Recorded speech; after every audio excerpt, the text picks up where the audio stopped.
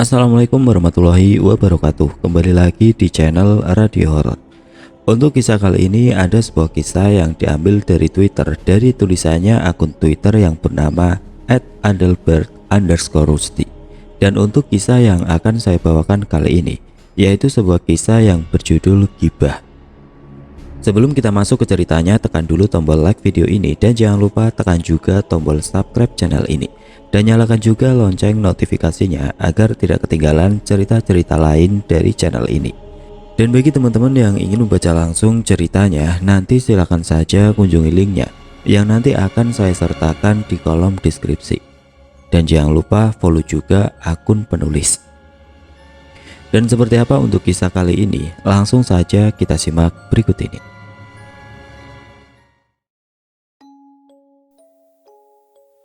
Sore itu awan di langit agak mendung.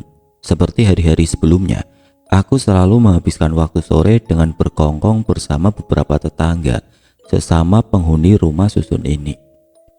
Ngumpulnya sih cukup di bangku yang ada di halaman saja, sambil santai dan ngegosip sebagai bahan obrolan utama. Topiknya pun lumayan beragam, dari perkara selebritis caperan sampai ke pejabat yang ketahuan nilep duit rakyat. Tapi lebih seringnya kami ngomongin orang-orang yang tinggal di rusun ini alias tetangga kami juga. Apapun masalahnya, maka bakalan kita gosipin sampai puas. Mau perkaranya penting atau enggak, pokoknya kalau bibir kita belum pada memblik, saking serunya ngegunjing, kita nggak bakal berhenti. Kecuali kalau udah masuk waktu maghrib, mau nggak mau kita pun menyudahi obrolannya. Mataku membelalak begitu melihat si Rahim yang duduk manis di sebelahku. Cile lo, cuma nongkrong di mari aja, itu muka lo pakaian prona, ampe maskara segala, seruku sambil ngakak lebar. Gila lo Him ye, lipstiknya enggak sekalian lo pakai, sambung Titin yang juga ada di sebelahnya. Kita berdua terkelak melihat dandanan Rahim yang ala ondel-ondel. Sementara yang ditertawakan mukanya ditekuk masam. Ham him, seenaknya mulut kalian aja. Panggil gua Rahim Macin, ia bersungut. Benci kalau disebut dengan nama aslinya. Susah ya kalau bawaannya demen sirik sama orang cakep, sindirnya sambil merapikan bulu mata palsunya. Aku yang gak mempan dengan sindirannya, makin nafsu buat ngegodain. Aleh, kayak gua nggak tahu aja modus lo, ucapku. Mata si Rahim melotot makin lebar. Apaan? Lo sengaja kan pakai acara dandan segala biar ntar Bang Jafar pas lewat doi terpesona sama dandanan lo yang cetar membahana, terus naksir deh sama lo. Gitu kan maksud lo? Aku aja Him, tudingku. Si Rahim melongo lalu dia mencubit pahaku dengan gemas. Ember lo bangke, sentaknya. Aku tertawa sampai sakit perut. Mulut si Muna emang ember Him, tukas Titin mengataiku. Biar kate Bang Jafar itu cuma tukang palak di pasar, kalau udah si Rahim jatuh cinta, ya wajar dong dia cari perhatian, tambahnya lagi so bijak. Kepala Rahim manggut-manggut tanda setuju. Walaupun sebenarnya gue skeptis juga sih. Bang Jafar yang badannya gede gitu bakalan naksir sama ubur-ubur kayak lo Him, kata Titin dengan muka polos. Sekarang giliran paha dia yang dicubit oleh Rahim. Sembarangan lo pade, kan kita nggak tahu badannya boleh gede tapi hatinya bisa aja pink, ucap Rahim dengan mata menerawang. Ye itu sih maunya lo aja, ledekku. Sebenarnya di antara aku dan teman-teman ngumpul di rusun, memang si Rahim ini yang satu-satunya lelaki. Konon, kelakuannya yang rada aneh ini dikarenakan perceraiannya dengan istri beberapa waktu yang lalu. Akibat frustasi, entah kenapa ia mengubah jati dirinya menjadi mirip perempuan. Contohnya aja, ia mulai senang berkumpul dengan ibu-ibu penghuni rusun dan hobi ngegosip juga. Pernah ia hendak bergabung dengan grup pengajian ibu-ibu. Namun untungnya ia ditolak mentah-mentah oleh mereka. Tapi saat bergabung dengan kami, ia diterima dengan tangan terbuka. Walaupun dengan konsekuensi, ia kerap jadi korban candaan kami yang memang suka bocor. Di luar itu semua, ia orang yang pribadinya bagus dan setia kawan. Satu lagi teman ngumpul kami, Dwi, datang menghampiri. Di tangannya ada sepiring besar yang kelihatannya seperti cemilan. Asik tuh si Dwi datang bawa rezeki, kata Titin senang. Kebetulan pas gue lagi lapar, kila Rahim sambil mengelus-ngelus perutnya yang agak buncit. Gak heran, lu sih lapar mulu, ejekku. Dengan gaya dibuat gemulai di depan kami bertiga, Dwi meletakkan piring yang isinya singkong rebus, bagiku saat melihat rupa cemilan yang dibawanya dengan penuh gaya tadi. This it, katanya tanpa dosa. Rahim dan Titin cuma melongo bigu. Jadi lo jauh-jauh balik dari Jawa cuma bawain kita oleh-oleh yang begini ini nih, protesku. Dwi jadi cemberut. Loh, kan aku balik ke Jawa bukan buat jalan-jalan toh, mertuaku meninggal. Seingatku aku udah bilang ke kalian kemarin kok, jawab Dwi, lalu ikut duduk bersama kami. Lagian mana sempet aku mikir nyari oleh-oleh, itu singkong aja aku beli di pasar depan, lanjutnya. Yowis, makan aja daripada nggak ada yang bisa dimakan toh. Ya lumayan deh, kata Titin lemas. Ngarep makanan enak. Disuapnya juga sepotong singkong berukuran besar. Si Titin ini aslinya lumayan rakus, makanya rada banyak padahal badannya kecil. Mertua lo bagi-bagi warisan gak Wi? Enak dong lo, kata Rahim sambil mengunyah. Cara dia mengunyah pun ala-ala gadis desa. Ngelihatnya pun aku ilfil duluan. Enggak lah, gak ada kok, jawab Dwi cepat. Ah, masa sih gak ada? Gak mungkin banget.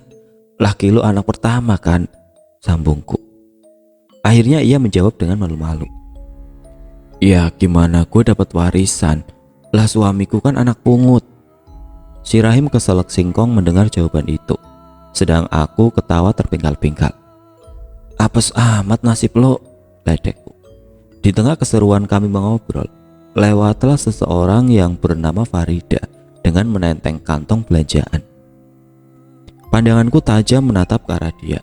Saat ia melihatku, ia malah membuang muka. Coy, makiku geram. Makin sombong aja itu orang, kata Titin ketus. Tahu tuh mama, tukar si Rahim dengan nada benci. Wajar sih kita nggak suka dengan orang yang namanya Farida ini, karena pada awalnya dia merupakan salah satu teman ngumpul kami. Tapi tanpa alasan jelas, ia yang sebelumnya dekat dengan kita-kita, lama-kelamaan mulai menjauhkan diri dari kami dan mulai enggan untuk bertegur sapa. Kok dia jadi berubah gitu ya? Emangnya kita ada bikin salah apa ya kira-kira? Ucap Dwi sedikit sedih. Pantes sih, dulu dia mau ngumpul sama kita, kan waktu itu dia masih jadi orang susah, sinis Titin. Emangnya sekarang dia udah kaya, ngawur lo ah, kilaku. Titin pun menjawab dengan judes. Lo aja yang kurang update berita Mun. Tahu nggak kalau sekarang lakinya itu udah diangkat jadi pegawai tetap, udah bukan honorer lagi kayak dulu, rapetnya. Dodo lo Tin, jadi pegawai tetap bukan berarti otomatis dia jadi orang kaya. Coba lu pikir, emang ada orang kaya yang mau tinggal di rusun kumuh kayak gini nih? Sengitku pada Titin yang terkadang otaknya rada nggak mikir. Ia bengong, mungkin sulit baginya untuk mencerna penjelasanku yang maha pintar. Tapi coba lo lihat deh itu badannya Farida, agak bongsoran sekarang. Waktu ngumpul sama kita dulu, rasa-rasanya bodinya rada krempeng gitu, timbal si Rahim. Gemes juga aku menghadapi kelakuan teman-temanku yang emang suka ngeyel ini. Duh gimana sih, perkara badan kurus atau gendut gak mesti dia orang kaya juga keles. Lihat no, Bu Hamida yang punya rusun ini, badannya kurus, ceking gitu, semburku. Dwi yang dari tadi anyep aja berusaha menetralisir suasana.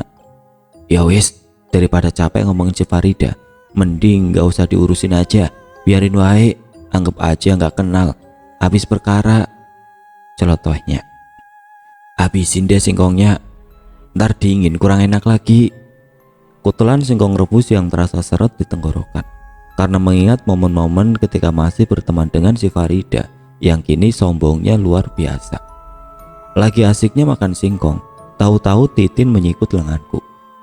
Mun, ada musuh lu lewat noh, tunjuknya pakai bibir.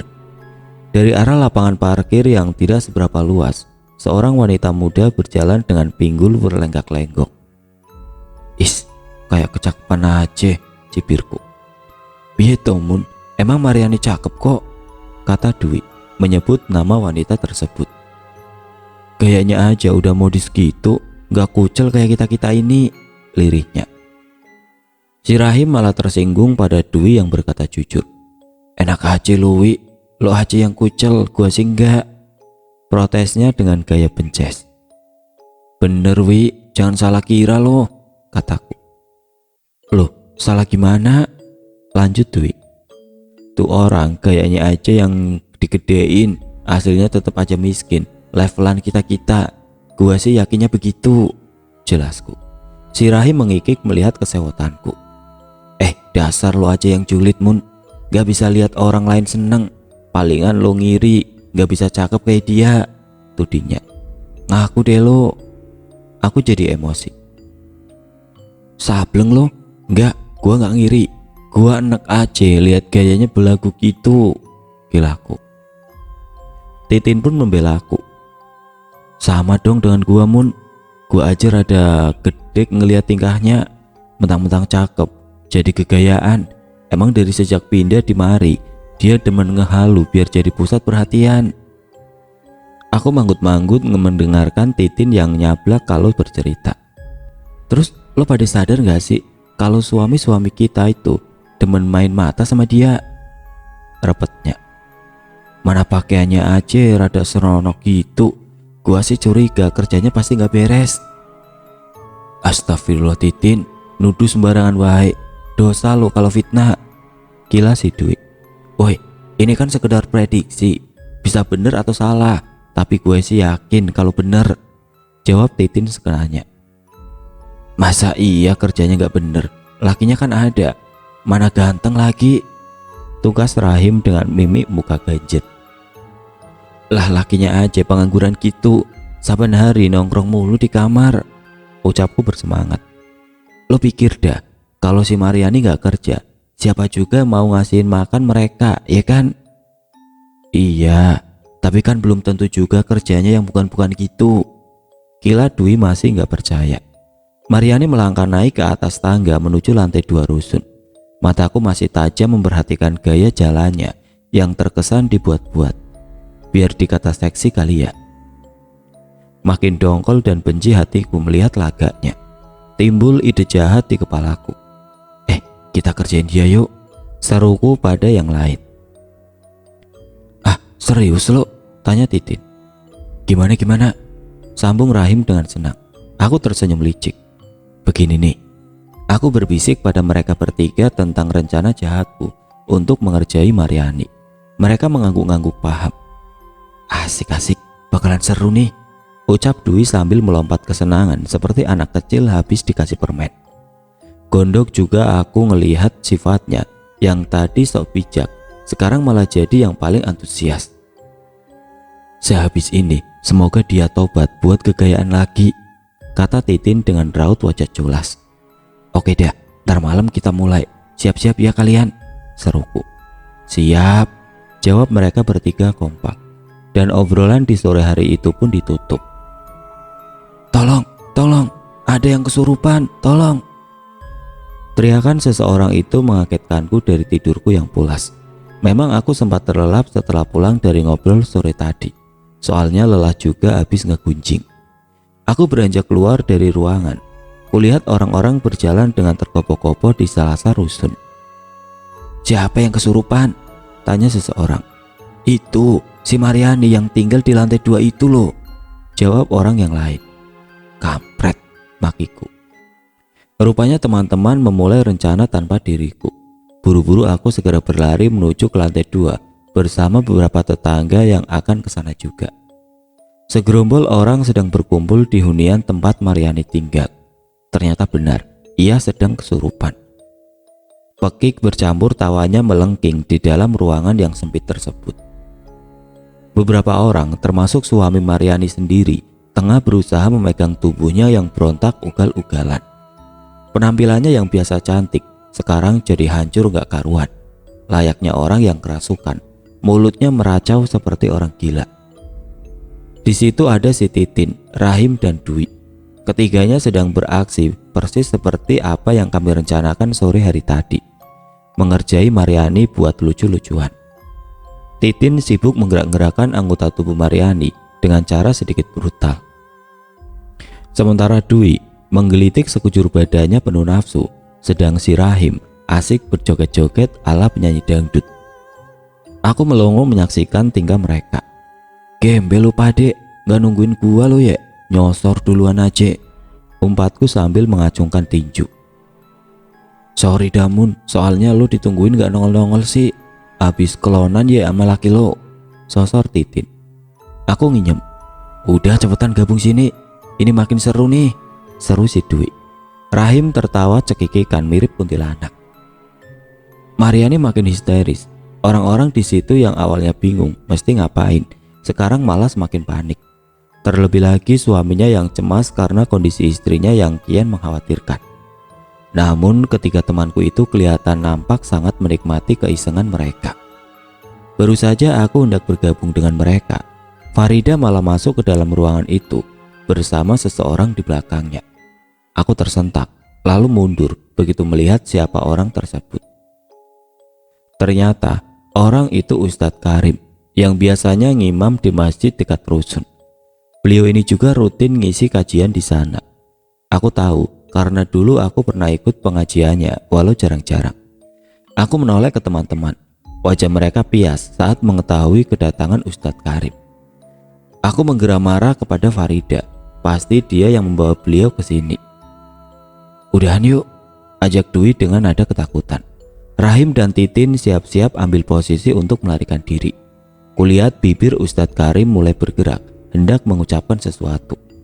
Aku paham apa yang akan terjadi. Tutup kuping, pekiku pada mereka.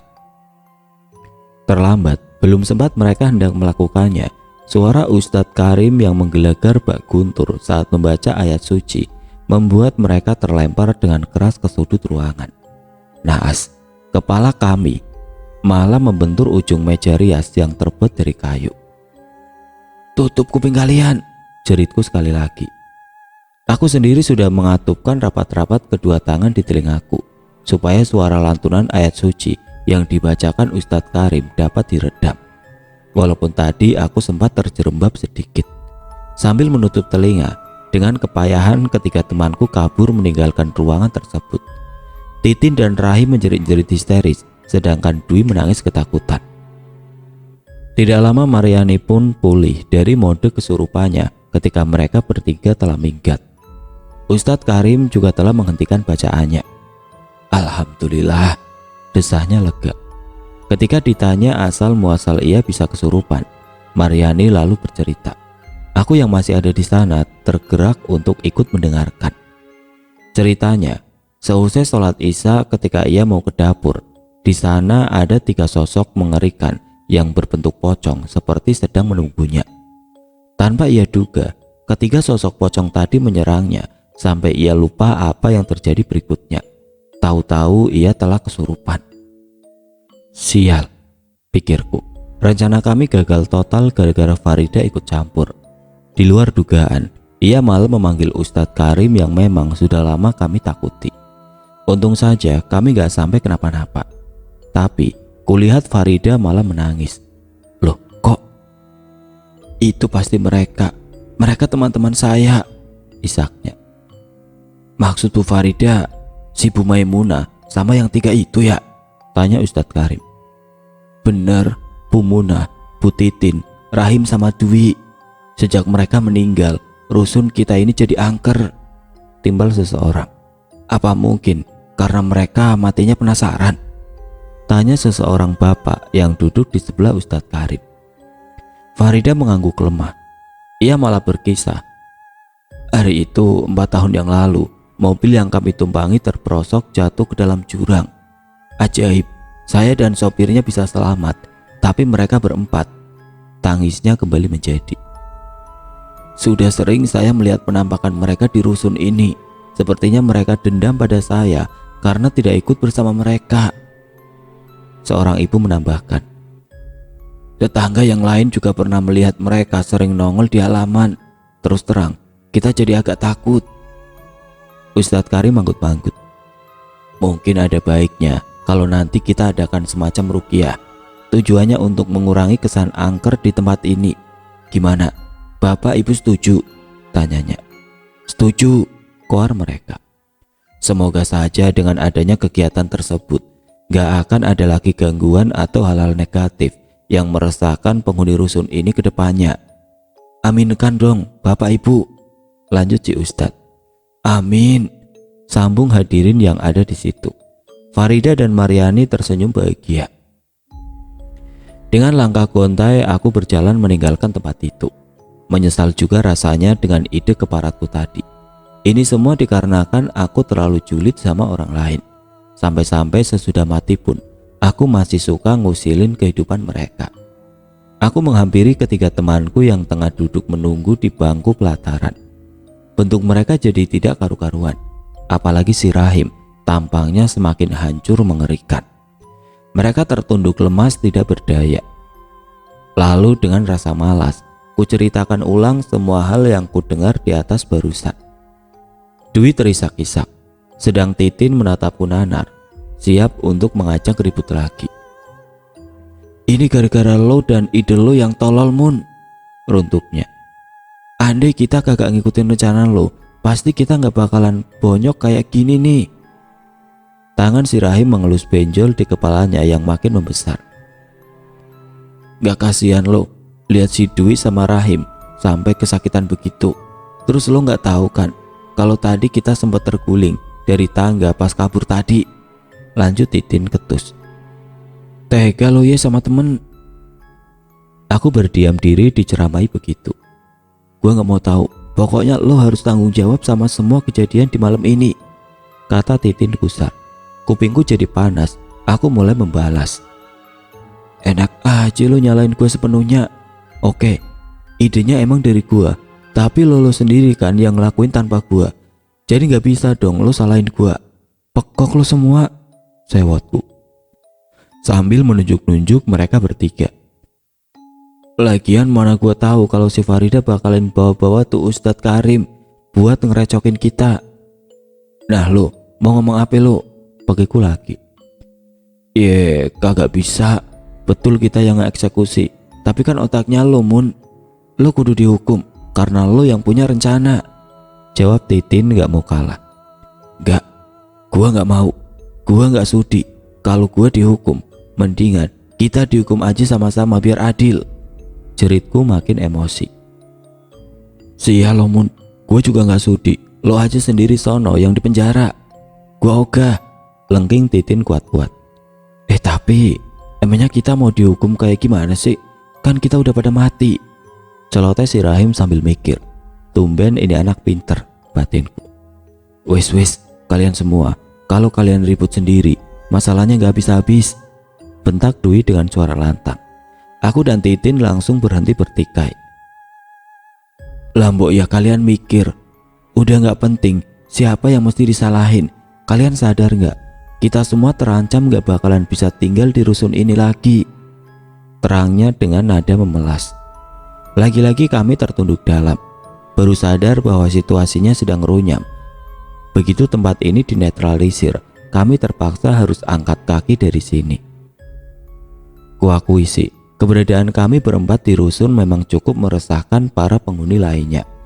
Mereka kerap terganggu dengan keusilan kami. Aku jadi semakin menyesal. Terus sekarang kita harus gimana? Tanya Rahim dengan suara lirih. Titin menggeleng sedih, Dwi juga sama. Untuk sementara kayaknya kita harus menghilang sejenak dulu deh, jawabku pelan. Kita lihat dulu situasinya. Mungkin jika suatu saat nanti kalau udah kondusif, kita akan balik lagi ke tempat ini, jelasku. Tapi entah kapan waktunya, gua nggak tahu. Ketiganya berlinang air mata. "Berarti kita harus berpisah dong," ucap Dwi penuh haru. "Gue gak mau pisah sama kalian. Gue gak punya teman deket lagi selain kalian." Si Rahim malah nangis kenceng. "Kita cuma pisah untuk sementara aja kok. Udah jangan nangis," tukas Titin sambil memeluk erat Rahim. Aku juga menangis. "Ya udah, kayaknya udah saatnya kita pergi, balik ke kubur kita masing-masing," kataku. Mereka bertiga mengangguk lemah, semuanya berwajah sendu. Kami pun saling berpelukan layaknya sekumpulan sahabat yang hendak berpisah. Kami berempat saling melambaikan tangan, hingga akhirnya sosok kami perlahan-lahan mulai menghilang dari pandangan.